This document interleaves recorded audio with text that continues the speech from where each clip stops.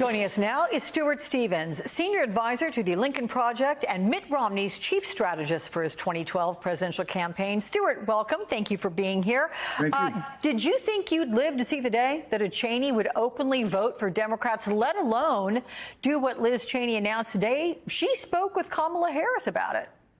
Yeah, I think it just shows the stakes of this election. I worked very closely with Liz for debate prep for her dad in 2000, 2004. Actually wrote a book about the Bush campaign and predicted that Liz would run for president. She was that impressive.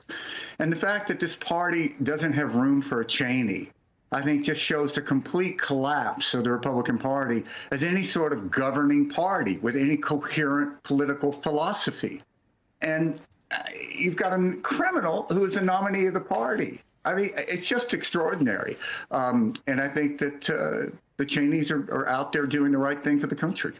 Stuart, what do you make of the theory, and it was published this weekend in an article, that Republicans need to lose this election in order to regain the Republican Party? In other words, see the backside of Donald Trump for good and then put the party back together again. Well, I think they do need to lose this election, but I don't think that's going to be enough. You know, there's just somehow a reluctance to admit and accept that Donald Trump is the third time he's a nominee, the most popular figure in the Republican Party, because he is what Republicans like. We can't get around that. He's not like this guy hijacked the party. He revealed the Stuart, party. hang on. What is it that Republicans like about him? What does Donald Trump embody that they're like, this is great, we love this? I think that there's a great degree of racism involved here that we don't talk about enough. Trump's coalition is 85% white in a country that's 59% white. And people, when I say that to my old Republican friends, they go, so, okay, Stuart, you mean everybody who voted for Trump was a racist? It's like, no, but it means that everybody who voted for Trump, there was something more important to them than having a racist as president, because you can't deny that Donald Trump is a racist. And I think that the party has become driven by this white grievance and this anger. And it's really at war with the future. This is a party that gets in a fight with Nike over Colin Kaepernick, gets in a fight with Disney. I mean, this is just a rejection of the world as it is. And it's so different from the Reagan era, where I was drawn to the party, which was optimistic. When to be born in America, you won life's lottery. To be born in Trump's America, you're a victim, you're a sucker. There are these powerful forces out there that take advantage of you. And I think that that is a complete reversal of what it means to be an American. All right, so let's take this very sensitive topic of racism, and given who the Democratic presidential candidate is, what kind of an uphill battle is it if this is something that you're suggesting is innately at the root of support for Donald Trump, given who Kamala Harris is? Look, I think that this is a underlying dynamic of this race that is just really dominant. But the good news is the majority of Americans embrace the future. They embrace the fact that the country is changing. We are becoming a minority-majority country. Those who are 16 years and younger in America, the majority are non-white. And you either think that that's wonderful and embrace it and think it's part of the American experiment continuing on, or you find it fearful. And I think the majority of the country does not find it fearful. And they embrace Harris and Walz for this sort of optimistic vision they have of the country, this hopeful nature. So I think it goes to why it's very difficult to convert anyone from being a MAGA Republican to supporting Harris. It's something in the Lincoln Project we don't even try to do. I think it's sort of a fool's errand. But I think Trump's going to lose, and I think he's going to lose badly, and I think that's going to speak well for the future of the country. You have said that, and I have quoted you to people. Do you feel that today, genuinely, given the polls? Yeah. Look, I think the structure of this race has not changed, and that is that Donald Trump has a hard time getting over 47%. Right. He won with 46.1%. Romney lost with 47.2%. When he lost in 20, he got 46.9%.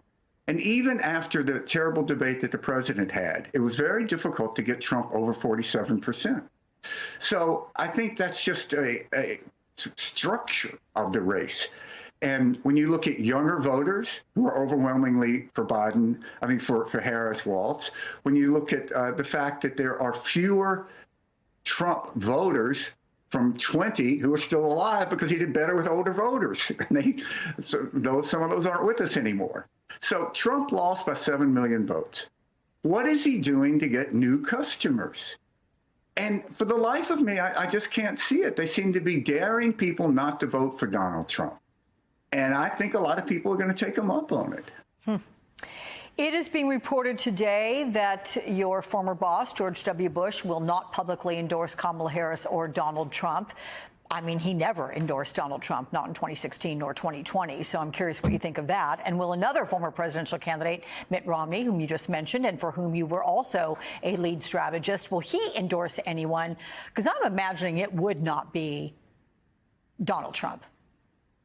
Well, look, I worked for both of these men, which is a great privilege, but I never spoke for them.